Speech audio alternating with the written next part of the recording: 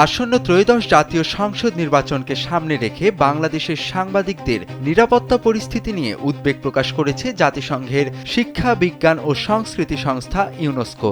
সংস্থাটির মতে, নির্বাচনকালীন সময়ে সাংবাদিকদের ওপর যে কোনো ধরনের হামলা বা পেশাগত কাজে বাধা সৃষ্টি হলে তা গণমাধ্যমের স্বাধীনতা ও গণতান্ত্রিক প্রক্রিয়ার জন্য বড় হুমকি হয়ে দাঁড়াবে। শনিবার সন্ধ্যায় প্রথম আলো কার্যালয় পরিদর্শনের সময় ইউনেস্কোর প্রতিনিধিরা এসব উদ্বেগের কথা তুলে ধরেন। তারা বলেন, জনগণের সঠিক ও নির্ভরযোগ্য তথ্য জানার অধিকার নিশ্চিত করতে সাংবাদিকদের নিরাপদ পরিবেশে কাজ করার সুযোগ থাকা জরুরি। বিশেষ করে নির্বাচনের মতো সংবেদনশীল সময়ে স্বাধীন ও দায়িত্বশীল সাংবাদিকতার ভূমিকা আরও গুরুত্বপূর্ণ হয়ে ওঠে।